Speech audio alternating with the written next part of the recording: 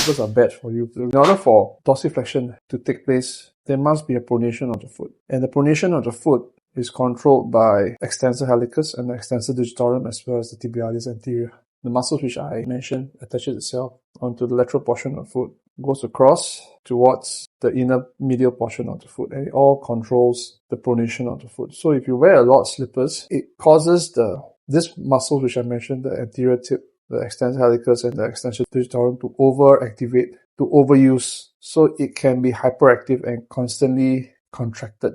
And this causes the bottom of the foot to also lose its ability to contract, because the muscles on top are antagonistic to the muscles below, because you have your flexor digitorum and flexor hallucis, and of course your other foot muscles below that can be impaired by hyperactive muscle above.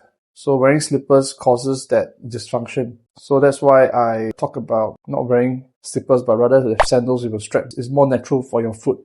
Now I'm checking for this guy's foot mechanics, because he was complaining of knee pain when he squats or when he rotates his leg, deviates out. So there's a lot of eversion and more rotation rather than dorsiflexion. In order for dorsiflexion to take place, there must be pronation, and his foot doesn't pronate much as well. So his mechanics of the foot is definitely impaired. See, for him, this foot, there's a bit more dorsiflexion. But in this case, see, it rotates a bit more.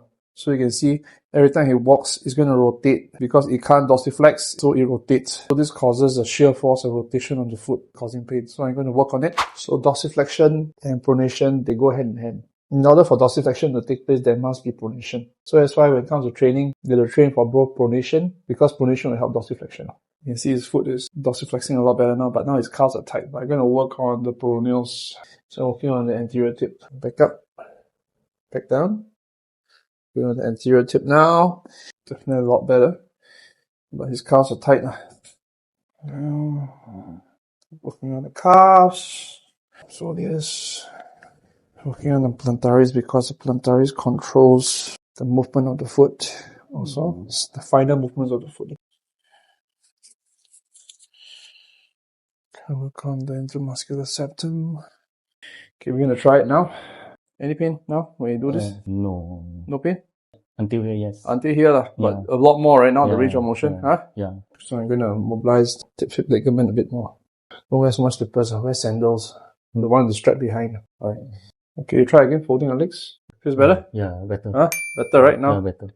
When you do that, right, your tibia has to rotate, and that takes the pressure away from your knee. When I press it also, there's a pain. Yeah, great stuff.